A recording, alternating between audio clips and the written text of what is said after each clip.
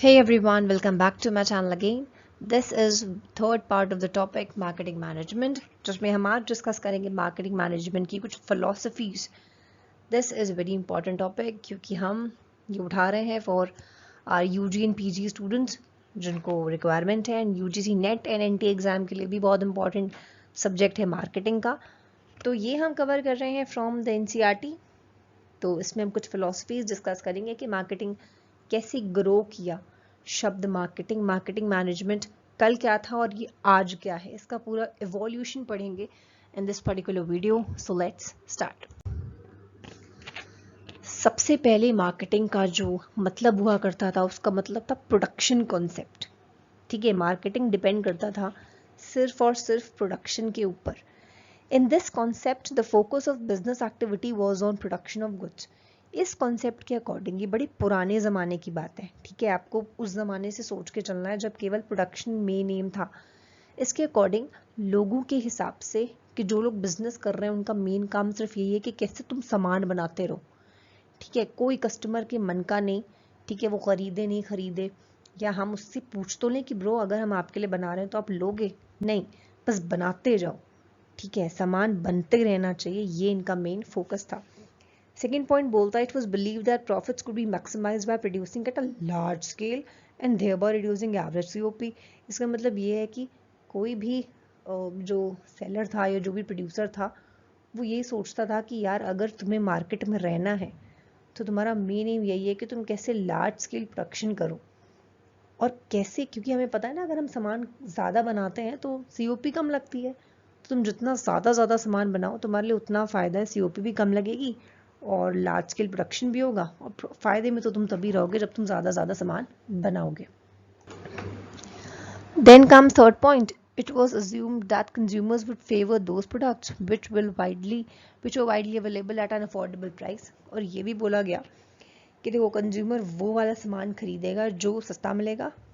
ठीक है, और हम इजीली अवेलेबल है जो मार्केट में. वो ज़्यादा वैरायटी नहीं चाहता कि अगर महंगी भी होगी और वैरायटी भी होगी, जो इजीली मिल जाए, पैसे कम पैसे में मिले, वही कंज्यूमर खरीद लेता. उसको इतनी वैरायटी नहीं चाहिए थी at that time. Availability and affordability were the key elements. दो चीज़ें बड़ी इंपॉर्टेंट थी सामान को बेचने में और बिजनेसमैन को अमीर बनाने में. वो दो चीज़ें थी अवेलेबिलिटी एंड अफोर्डेबिलिटी. जो सामान आप बना रहे हो वो सामान हमेशा अवेलेबल होना चाहिए दुकान वाले पे जब भी जाए कंज्यूमर लेने, एंड अफोर्डेबल होना चाहिए. ठीक है, आप डबल ए याद रखिए. अवेलेबिलिटी होनी चाहिए एंड अफोर्डेबिलिटी, मतलब तुम उनसे पैसे ज़्यादा मत लो. ठीक है, पैसे charge should be very much affordable, easily खरीद पाए एंड हमेशा वो सामान अवेलेबल रहे. सिर्फ ये फोकस था मार्केटिंग का कि कैसे हम ज़्यादा प्रोडक्शन करें और अपना प्रॉफिट कमाएं. उसके बाद अब थोड़ा सा चेंज होता है, फिर आ जाता है प्रोडक्ट कॉन्सेप्ट. इस केस में प्रोडक्ट के ऊपर फोकस हो जाएगा. mere availability and low price of the product could not ensure increase sale. अच्छा, अब यहाँ पे ये बोल दिया गया कि तुम्हारा केवल अवेलेबल करवा लेना और केवल उसको अफोर्डेबल बनवा लेना, मतलब डबल ए. ठीक है, लिखा है ना mere availability and low price. केवल अवेलेबिलिटी एंड लो प्राइस ही तुम्हारे लिए सक्सेस लेकर आएगा या इंक्रीज्ड सेल हो जाएगी, ये कुछ भी अब रूल नहीं रहा. ये आपका सर्वाइवल एंड ग्रोथ डिसाइड नहीं कर सकता. The emphasis of the firm shifted. यहाँ पर फर्म्स का जो फोकस एरिया था वो शिफ्ट कर गया क्वांटिटी से क्वालिटी की तरफ. पहले वाले कॉन्सेप्ट में आपने पढ़ा था कि वो सिर्फ लार्ज स्केल प्रोडक्शन करना चाहते थे कि जितना ज़्यादा सामान बनेगा उतना ज़्यादा सामान बिकेगा.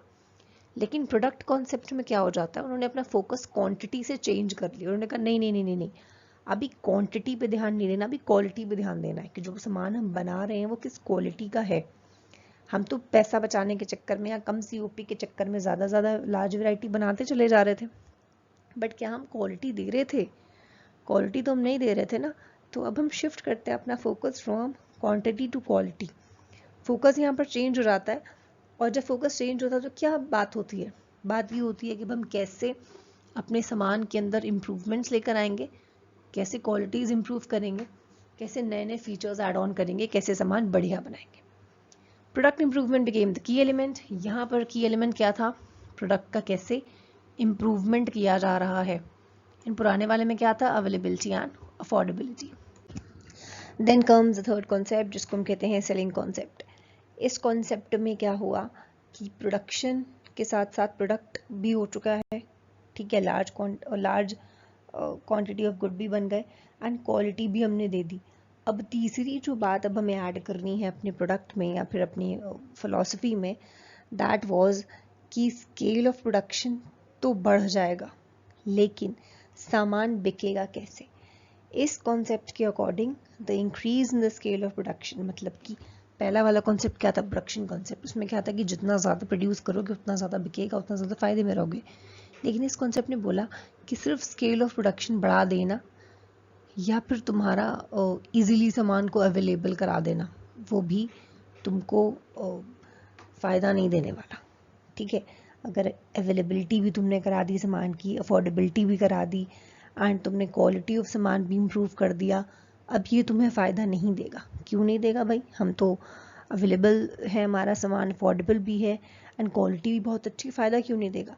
फ़ायदा इसलिए नहीं देगा क्योंकि जो काम तुम कर रहे हो वो बहुत सारे लोग कर रहे हैं, कंपटीशन सब में बढ़ चुका है, ठीक है। पहला पॉइंट देखिए, business firm resulted in the increase of competition between them. अब जैसे कि मैं सामान बना रही हूँ, कोई भी आप भी सेम सामान बना रहे हो और हम दोनों के दिमाग में दो कॉन्सेप्ट चल रहे हैं। कौन सा वाला, प्रोडक्शन कॉन्सेप्ट कि लार्ज क्वांटिटी में बनाओ एंड प्रोडक्ट कॉन्सेप्ट कि प्रोडक्ट बढ़िया होना चाहिए, ठीक है। तो अब क्या करें कि डिफ्रेंशिएट हो, अब क्या करें कि सामान बिके। Quality and availability did not ensure the survival because large number of producers selling it। सिर्फ क्वालिटी अच्छी दे देना एंड अवेलेबिलिटी दे देना, अफोर्डेबिलिटी दे देना हमें सक्सेसफुल नहीं बनाएगा क्योंकि बहुत सारे सेलर्स सेम काम कर रहे हैं। अब डिफरेंट क्या किया जाए, इसलिए इस कॉन्सेप्ट में फोकस शिफ्ट हो जाता है किसके ऊपर, aggressive selling and promotional efforts के ऊपर। इस कॉन्सेप्ट में जो फोकस था वो अवेलेबिलिटी, अफोर्डेबिलिटी एंड क्वालिटी, वहाँ से शिफ्ट होकर अब आ जाता है कैसे तुम प्रमोशन कर रहे हो अपने सामान का, तुमने कैसी एडवर्टाइजिंग यूज़ करी, कैसे तुमने बेचा, ठीक है। Advertising, personal selling, sales promotion, ये इन्हें माना गया कि ये बड़े एसेंशियल हैं मार्केट में सामान को बेचने के लिए, ठीक है। देखिए ध्यान से सुनिए, क्योंकि हम अभी तक समझ के आ रहे हैं कि प्रोडक्ट अवेलेबल होना चाहिए, अफोर्डेबल होना चाहिए एंड क्वालिटी में बढ़िया होना चाहिए। लेकिन चौथे कॉन्सेप्ट में हम ये पढ़ रहे हैं कि ठीक है, इन तीनों अगर हों प्रोडक्ट में तब भी हम सक्सेसफुल नहीं बन सकते, क्योंकि जो 3 क्वालिटी हम दे रहे हैं वही 3 क्वालिटी हमारा कॉम्पिटिटर दे रहा है, तो हम तो अपने कस्टमर क्रिएट ही नहीं कर पाए। हमारा जो कंज्यूमर है वो हमारे से सामान लेगा, नहीं समझ में आएगा तो किसी और के पास चला जाएगा। तो इस केस में हम डिफ्रेंशिएट कैसे करें अपने ऑर्गेनाइजेशन को, तो ये कॉन्सेप्ट हमें ये बोलता है कि इस केस में तुम अपने आप को डिफ्रेंशिएट ऐसे करो कि तुम अपनी एडवर्टाइजिंग बिल्कुल डिफरेंट करो।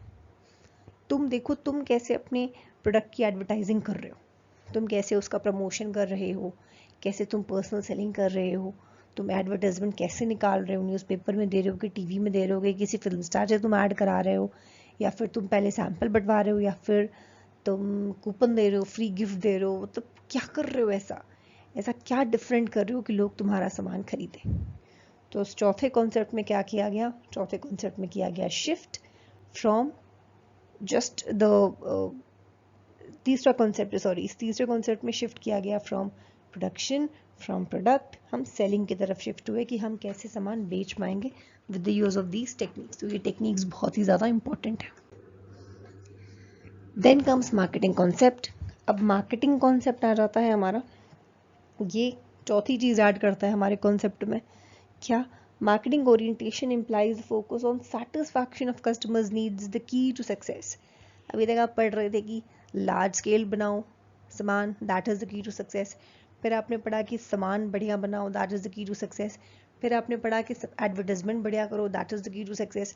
अब बोल रहा है कि कस्टमर को सेटिस्फाई करो, ठीक है। तो चौथा जो कॉन्सेप्ट आया था इन द फिलॉसफी, उसने ये बोला था कि यार सब ठीक है, लेकिन जिसके लिए सामान खरीद रहे हो उस इंसान की मर्जी है उस सामान में कि नहीं है, उसको चाहिए था कि तुमने ज़बरदस्ती उसको चिपकाया। This was the main focus जिस पर हमें करना था अंडर दिस कॉन्सेप्ट। इसमें यह बोला गया कि अगर तुम्हें लंबे समय तक प्रॉफिट मैक्सिमाइजेशन अचीव करना है तो तुम्हें को बहुत ज़रूरी है आइडेंटिफाई करो, तुम अपने प्रेजेंट कस्टमर्स की नीड, प्रोस्पेक्टिव बायर्स की नीड और फिर उन्हें तुम फुलफिल करना शुरू करो। ठीक है, अगर देखिए हम शॉर्ट टर्म के लिए मार्केट में हैं, जैसे हमारा सामान कुछ सीजनल सा है, तो हम सोचते हैं कि यार सामान बिके, प्रॉफिट हो, हम निकलें, अगले साल फिर देखा जाएगा। ठीक है, लेकिन अगर हम ये चाह रहे हैं कि भाई ब्रांड बनाना है, एक लंबे समय तक मार्केट में रहना है, ठीक है, गोइंग कंसर्न कंसेप्ट क्या बोलता है कि आप लंबे समय तक मार्केट में रहोगे, आपका रहना, आपकी कंपनी कब खत्म हो रही है किसी को नहीं पता, तो इट इज़ अज्यूम्ड कि business is for a long period of time. तो आप सेम चीज़ यही मान के चलते हो कि अगर आप बिजनेस खोलते हो तो आप यही मानते हो कि लंबे समय तक चलेगा। तो इस केस में भी अगर आप ये चाह रहे हो कि लंबे समय तक लोग आपके साथ रहें, आपके कस्टमर ग्रो करें, वो एक का डबल हों, उस केस में तभी हो पाएगा जब तुम उनकी नीड को आइडेंटिफाई करो। उसे क्या नीड है, उसे क्या ज़रूरत है सामान की, उसे कौन सा वांट है, कौन सा सामान उसे चाहिए, रिक्वायरमेंट है, फिर वैसा ही सामान बनाओ और फिर उसे बेचो, क्योंकि कस्टमर वही चीज़ खरीदेगा जो वो खुद चाहता है। हम वही सामान लेने जाते हैं मार्केट में जिसकी हमें ज़रूरत होती है, हम ऐसे ही हाथ हिलाते हुए कुछ भी लेके नहीं आएंगे। ठीक है ना, ये तो फैक्ट है। We only buy those things that we require और दैट वी नीड और दैट वी वांट। तो चौथा कॉन्सेप्ट जो था उसने बिल्कुल सच्चाई हमें बता दी कि ब्रो, सिर्फ सामान बना लेने से, सिर्फ क्वालिटी दे देने से एंड एडवर्टाइजमेंट कर लेने से भी कुछ नहीं होगा। You have to make product according to the customers needs, तभी वो खरीदेंगे, तभी उनका मन खरीदने का होगा। Customer satisfaction become the focal point. सबसे मेजर फोकस पॉइंट हो गया कस्टमर का सेटिस्फैक्शन, कि कैसे वो सेटिस्फाई हो सके हमारे प्रोडक्ट से। ये हमारा पूरा मेन फोकस हो जाता है in this concept. It comprise of following activities. Marketing concept में ये एक्टिविटीज आती हैं। कौन सी? पहली, आइडेंटिफिकेशन ऑफ टारगेट। इस केस में हम सबसे पहले आइडेंटिफाई करते हैं कि हमारी टारगेट कौन सी है। क्या हम बच्चों के सामान बनाने वाले हैं, या हम टीनेजर्स का सामान बनाने वाले हैं, या हम मेडिसिन लाइन में जा रहे हैं, या हम बूढ़ों का सामान बना रहे हैं। हमने कौन सा टारगेट मार्केट चूज़ किया। ठीक है, उस केस में हम पहले अपना टारगेट मार्केट चूज़ करेंगे। Second, understanding needs. अब हम नीड समझेंगे कि अगर बुजुर्ग हैं तो उन्हें क्या नीड हो सकती है। ठीक है, अगर मेडिसिन में आए हैं हम, तो हम क्या किस तरह की मेडिसिन बना रहे हैं। अगर हम बेबी प्रोडक्ट बना रहे हैं तो एक बेबी को क्या क्या रिक्वायरमेंट है, क्या क्या चाहिए उसे। तो हम इस केस में नीड्स आइडेंटिफाई करते हैं कि एक मदर क्या चाहती है, उसके बेबी के पास कौन कौन सी फैसिलिटीज़ होनी चाहिए। ऑलराइट, तीसरा स्टेप आ जाता है डेवलपमेंट ऑफ प्रोडक्ट। अब जब तुमने ये आइडेंटिफाई कर लिया कि तुम्हारी टारगेट मार्केट को क्या क्या नीड है, तीसरे स्टेप पे तुम उसको कन्वर्ट करोगे इनटू प्रोडक्ट। जैसे मैंने पता लगाया, अब मैं एक सब एग्जांपल लेके इम्प्लीमेंट करती हूँ। आइडेंटिफिकेशन प्रोडक्ट टारगेट, मैंने सोचा कि मैं बेबी प्रोडक्ट बनाऊंगी। ठीक है, सेकेंड केस में अंडरस्टैंडिंग नीड्स। अब मैंने सर्वे किया, मैं मॉम्स के पास गई जो यंग मॉम्स बनी हुई हैं, जो भी जिनके अभी छोटे छोटे बेबीज़ हैं, उनसे मैंने बात करी या मैंने सर्वे करवाया। तो मुझे ये पता चला कि यंग मदर्स को बेबीज़ के लिए कुछ क्रीम चाहिए जो उनकी बेबी सॉफ्ट स्किन पर ईजिली हो जाए, बच्चों को फेस में कोई प्रॉब्लम ना हो। तो अब मैंने उनकी नीड को समझ लिया। तीसरे स्टेप में क्या करूँगी, वैसे सामान का डेवलपमेंट करूँगी, वैसी ही क्रीम बनाऊँगी जिसमें कोई भी अननेचुरल सी चीज़ ना हो, कोई केमिकल नहीं हो, कुछ भी नहीं हो, जो बेबी की स्किन पर बिल्कुल अच्छे से सूट करे। तो ये कौन सा स्टेप हो गया? तीसरा स्टेप हो गया। चौथा है satisfying the needs of the target. वो पर्टिकुलर क्रीम मैं मदर्स को दूंगी। ठीक है, सामान मार्केट में आएगा, बिकेगा। फिर क्या होता है, फिर अगर वो सामान बढ़िया लगा तो फिर अगेन हम फायदे में रहेंगे।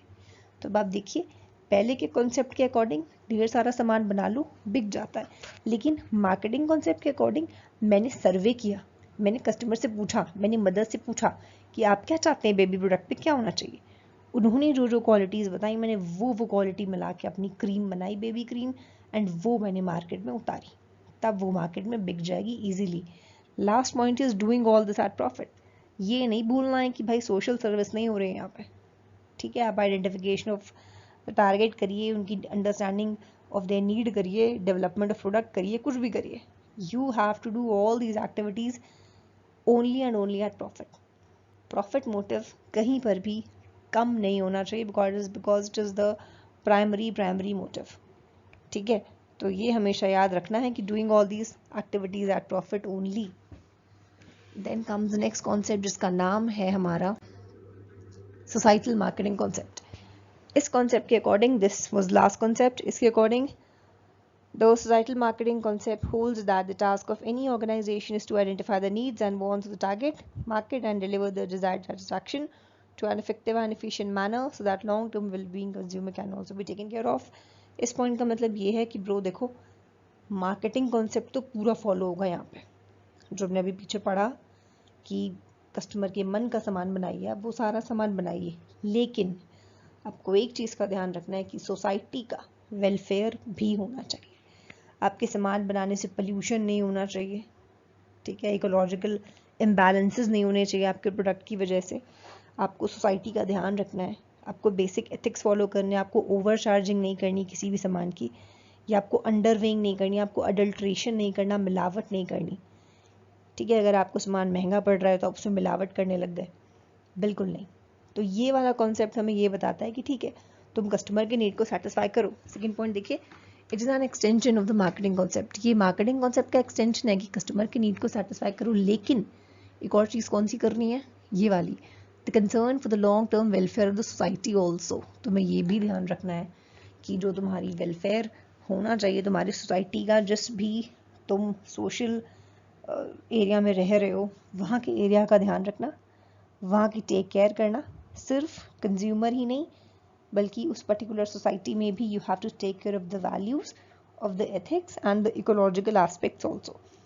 वाटर पोल्यूशन नहीं होना चाहिए, तुम्हारी इंडस्ट्री से कहीं कोई ऐसा पाइप अटैच हो जो डायरेक्ट किसी रिवर या किसी लेक में जाकर उसे गंदा कर रहा है, अनट्रीटेड वाटर है अगर, तो क्या होगा, इससे एक्वेटिक लाइफ खराब होगी, अगेन आपके ऊपर एनजीटी वाले आकर केस लगा देंगे, सिंपल।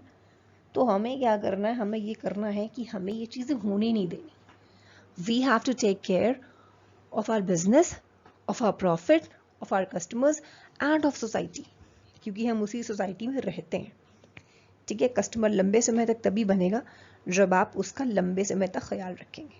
अभी हम पोल्यूशन करके कस्टमर क्रिएट कर लेंगे, लेकिन नेक्स्ट टाइम वो कस्टमर दोबारा हमारे पास नहीं आएगा, क्योंकि हम पोल्यूशन का हमने कोई ध्यान ही नहीं रखा, सोसाइटल कॉन्सेप्ट है उसके एकदम हम अकॉर्डिंग चले ही नहीं।